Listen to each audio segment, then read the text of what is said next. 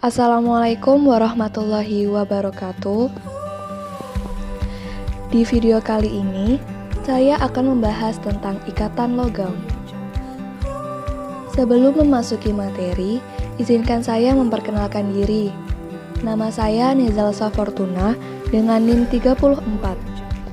Yang pertama, kita akan membahas tentang pengertian ikatan logam.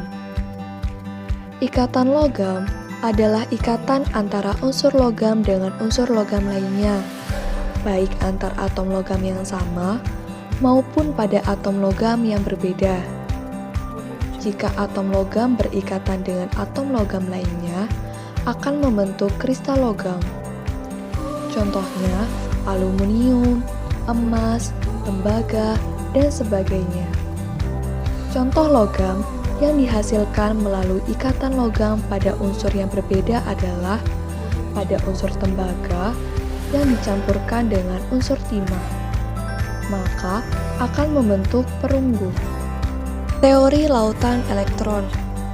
Teori ikatan logam pertama kali dikembangkan oleh Drude, kemudian dikembangkan oleh Lorentz pada abad ke-20, sehingga dikenal dengan teori lautan elektron dari Drude-Lorentz. Namun, ada juga yang menyebut dengan teori awan elektron. Menurut teori ini, kristal logam tersusun atas ion-ion positif yang dikelilingi oleh lautan elektron valensi yang bergerak bebas dan mengisi ruang-ruang pada kisi kristal logam. Proses terbentuknya ikatan logam. Ikatan logam terbentuk akibat adanya gaya tarik-menarik yang terjadi antara ion-ion positif dengan elektron-elektron pada kulit terluar dari suatu atom pada unsur logam. Gaya ini disebut juga dengan gaya elektrostatik. Dengan adanya gaya antara muatan positif dan muatan negatif akan menggabungkan kisi-kisi logam tersebut. Tarik-menarik dari kation di dalam lautan elektron yang bertindak sebagai perekat inilah yang menyebabkan terbentuknya ikatan logam. Elektron valensi pada unsur logam relatif sedikit, sehingga cenderung membentuk ion positif atau disebut dengan kation. Oleh karena itu, kulit terluar atom logam relatif longgar atau banyak tempat kosong, sehingga elektron dapat berpindah dari satu atom ke atom lain. Keadaan ini disebut juga dengan delokalisasi.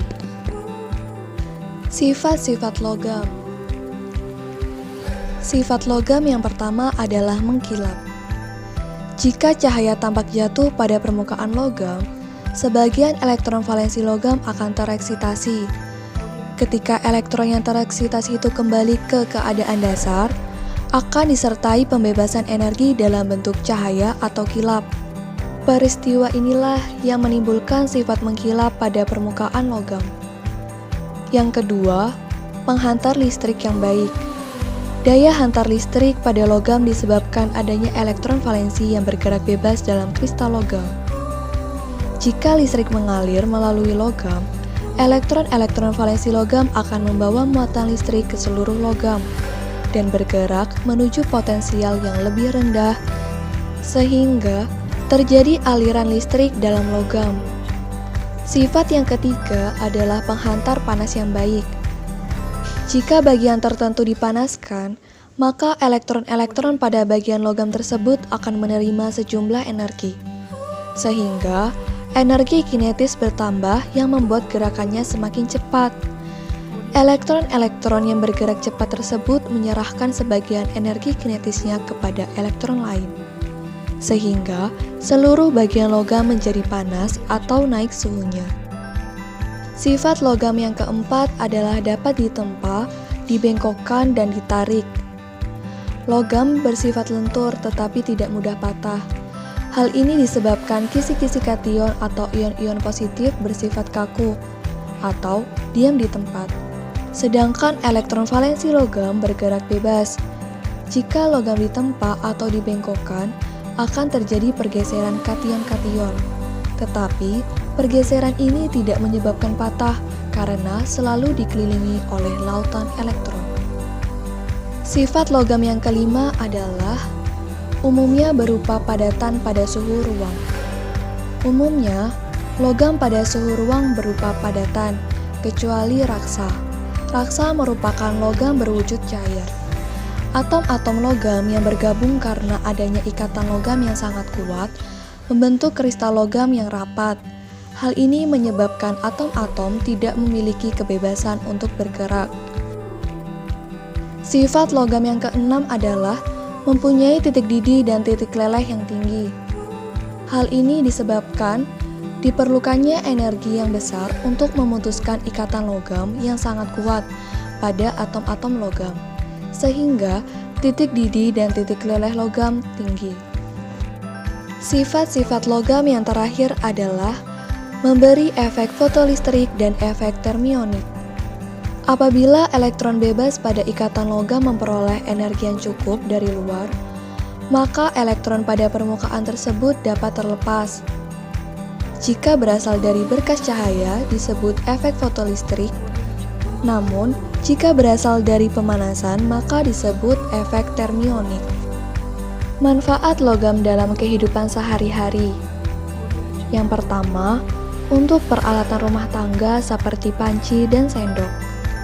Panci biasanya terbuat dari aluminium karena sifatnya yang ringan, mudah menghantarkan panas, dan murah. Sedangkan sendok terbuat dari stainless. Stainless ini merupakan campuran antara besi dan 1-2% karbon. Jadi, stainless ini merupakan campuran antara logam dan non-logam. Namun, komposisi dari non-logam ini sangatlah sedikit, hanya 1-2%. Manfaat logam yang kedua adalah sebagai bahan alat transportasi, seperti pesawat dan sepeda. Pesawat terbuat dari aluminium karena sifatnya yang ringan, sedangkan sepeda terbuat dari stainless.